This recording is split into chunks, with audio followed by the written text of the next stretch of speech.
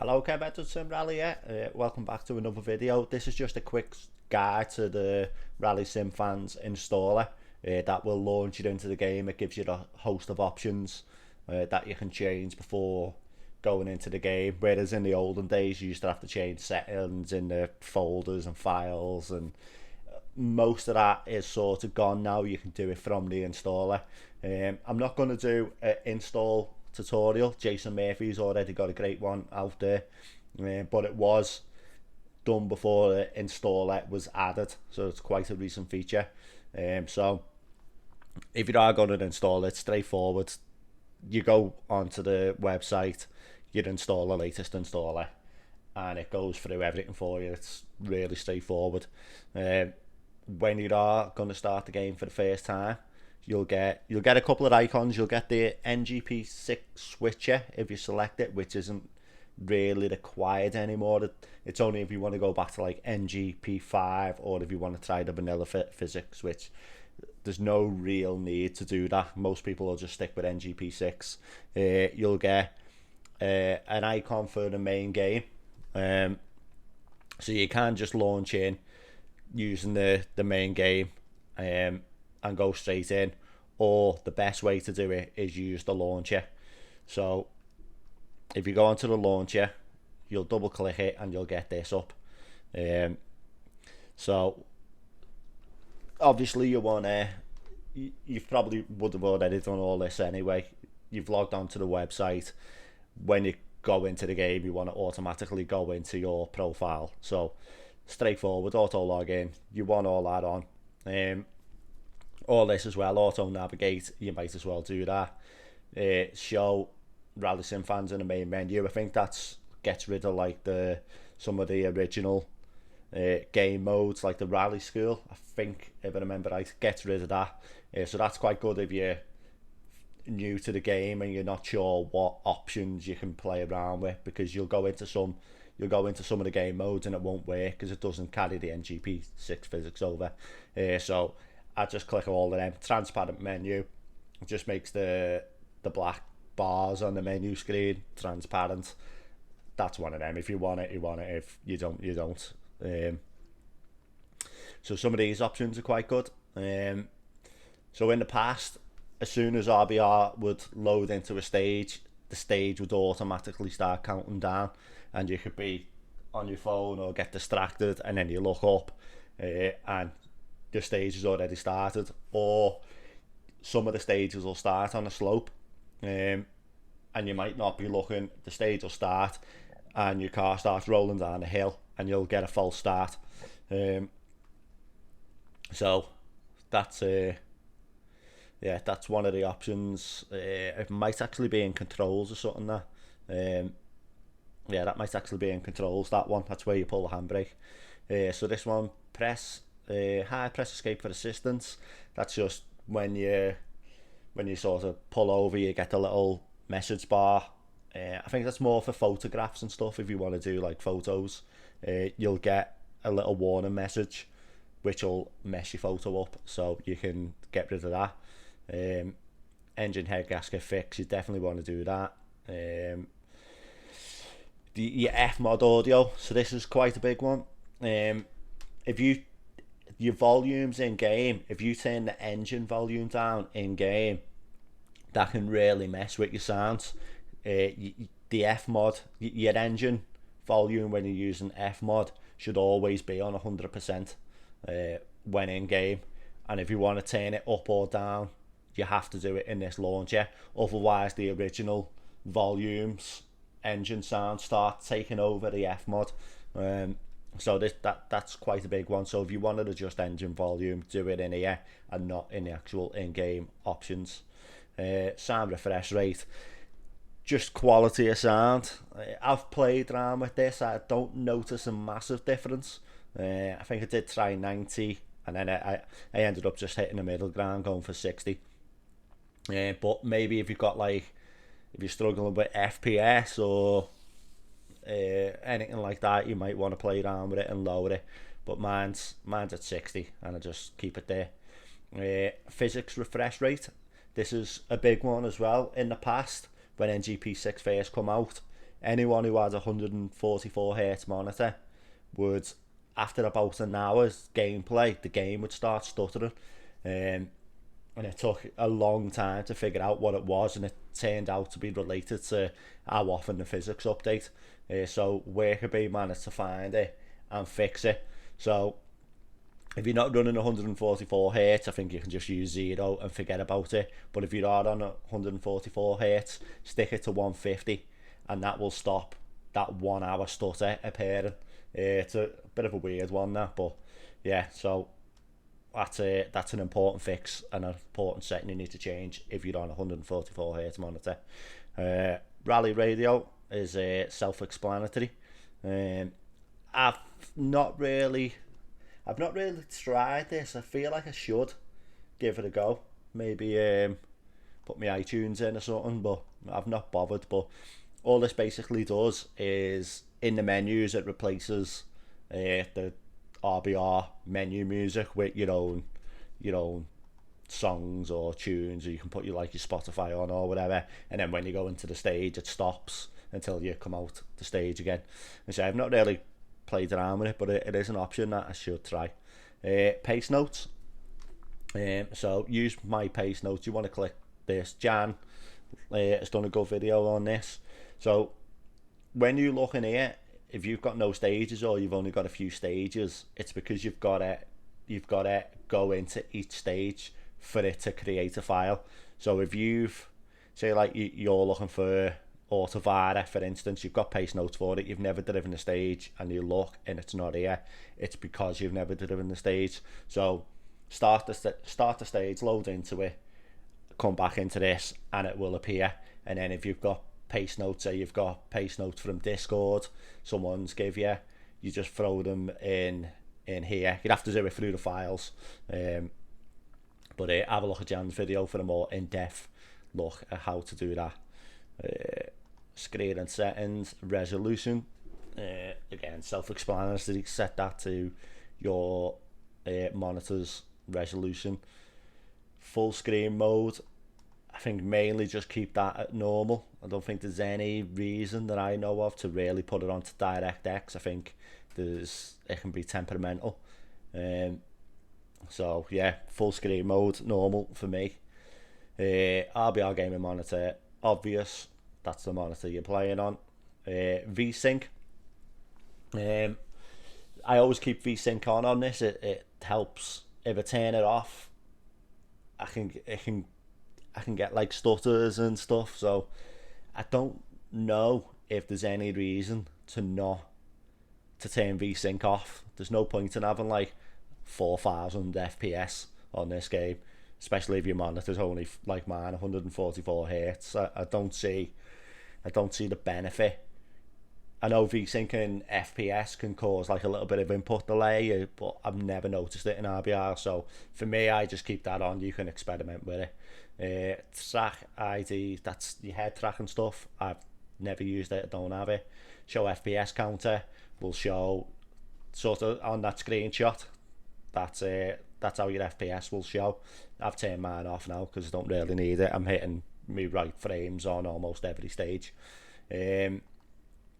Graphics quality, cubic environment maps, I would recommend turning that off. Doesn't really give you much extra visually, but it's quite demanding, and it does cause people quite a lot of options, quite a lot of issues. So I would recommend turning that off. You can play around with it if you want. Render quality high, particles high. The render quality, I think if you turn that low, you start losing information on the maps. I think part of the stage and stuff will start disappear. So definitely have that one on high. Particle quality, I think that doesn't really matter. I might actually have that turned off somewhere else anyway.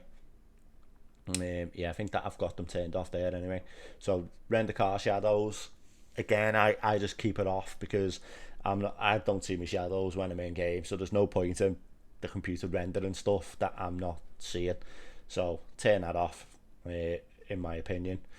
Same with the show particle effects on race mode. Again, if that's all the dust and stuff behind you, it's behind you. You're not going to see it. The only time you'll really notice that is, say you go off stage and you're spinning round and there's a load of dust everywhere and you're trying to find the stage again. That's the only time I miss it, because it's like, that's a kind of good effect, but it's rare. It's rare on how often that'll actually happen. So you're best just to turn it off and have a higher FPS, in my opinion. Virtual reality. I don't play VR, so I'm not even going to touch on any of that. All this self-explanatory as well. Steering lock-to-lock rotation, mine's on 120 because I hide the steering wheel, so I don't need that anyway. But if you like to see a steering wheel, you'd have to set that to whatever your steering rotation is. Hard wipers. Wipers can cause some funny flickering, so I turn them off. Windscreen default, I did have that turned off because the smashed windscreen could be really bad. But on one of the updates, they have updated I think they've got, it might be the leather stuff, I don't know, but like the cracks in the windscreen.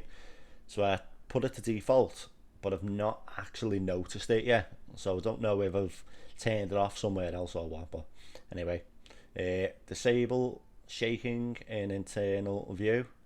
That should be on. I don't know why that is off. Disable camera shaking in internal view. Yeah, I don't know. I must have clicked that by accident. So this is like, obviously, the camera shake when you're in vehicle. Some people like it, most people don't. So I would recommend turning it off, but it's that's one of them. That's down to personal preference if you want it or not. Overrides the cockpit field of view camera. So this is your camera view. So you're setting up your cockpit view, and you want your FOV to be whatever it is you've calculated, or whatever FOV. I think the default's 120 or 130, 1.3 if I remember right. I've calculated mine at 0.9, so that's like I've measured my screen and my distance of my eye to the screen, and 0.9 seems to be about right. So if you set that, whatever car you go into, you don't have to mess around with your FOV. It's already set to whatever FOV you set there. In my case, it's 0.9. Everyone will be different because everyone will be measuring a different distance from the screen. Style of dashboard overlay. So this is just your mini dash, your full dash. I turn all mine off because I use SimHub. I've got my own SimHub dashes that I use, so I have mine off anyway. Gauge plugin. This is another plugin that can cause a lot of issues. It can cause stuttering and all sorts of weird stuff. So I would recommend turning it off. That's just like your inputs, your brake, your clutch, your handbrake, all that type of stuff. I know some people like all that information, but if it's on screen, I'm not looking at it, so it doesn't bother me to just have it disabled. I like my screen to be as minimal as possible. So it's one of them. Try it. It might work. You might like it, but if you've got issues, disable it. Auto hide unit, Digi dash warnings. I don't really. I'm not really sure exactly what that is doing, because I've got my dashboards off anyway. I'm not sure why you'd want to hide your icons. So yeah, I'm not going to touch on that because I'm not really exactly sure what it does. And then some tips as well. Sometimes with certain ratios, your digidash, which is like your rev counter and stuff, might be off screen. So you might go into the game and it's not there. So you can use control and the arrow keys to position it to where you want, or maybe you just want to position it different anyway. But that's a quick and easy way out to do it when you're in game. And same with the gauge plugin. If you've got that control shift arrow keys, you can move it around the screen. Controls, self-explanatory. You know, if your throttle's on and you've not got a press, you can change if it's inverted and all that here. So for instance, my handbrake, if I turn that off, my handbrake is permanently on. It's like backwards, so I've got to invert it to get it to work right. Pause with freeze frame. This is another good for photographs and stuff. I did use it when they first released it, but I've not used it since. Yeah, so I think before you add this, when you pause the game, so you wanted to take a screenshot, you'd pause the game, but the particles and the dust would still start to disappear. So that prevents that, so you can take like a good action photograph with the particles and stuff all still there. So you might as well activate it. 3, 2, 1 countdown, that's the one I was on about before, where you'd have to pull your handbrake to start the stage, and there is a way around it if it doesn't work. I think you can still press escape or start or whatever, and it'll start the stage as well. Auto hide mouse pointer. So in the past, you'd have your mouse pointer, you'd forget to move it, you'd start the stage, you'd have to pause it, you'd have to move it out the way into the corner of the screen. Now you don't have to. You can set it so it automatically disappears. No reason not to use that, in my opinion. Force feedback settings. So this is quite some people swear by adaptive force feedback, some people don't like it at all. I've tried it. I do think the force feedback is a little bit better, but the problem you've got is when you pause the game and then go back into it, it has to sort of build up again. It goes through cycles. So for the first few seconds, your game will stutter, and same when you're loading into a stage. You'll notice when you first load into a stage, it'll be like the FPS will be dead low. It's got to sort of build up. So I don't use it for that reason, but it's one you can try and see if you like it or not. Like I say, some people swear by it, some people don't bother with it. So mine's off, but if you do set it on, you need to, there's a couple of things you need to do. So yeah, 140 for the 144 Hz monitors and all that palaver, and then your strength of the force feedback as well, how strong you want it. So you know, feel free to play around with that, but I just have the normal force feedback, and then I change these settings. These settings are going to be specific to your type of wheel. So I've got the TSXW or whatever, which is a decent wheel, so I can put these settings fairly high. That's what works best for me. The higher you put it, the less force you're going to have. So you might have to put your force feedback in game all the way up to counteract it, but it gives you more detail.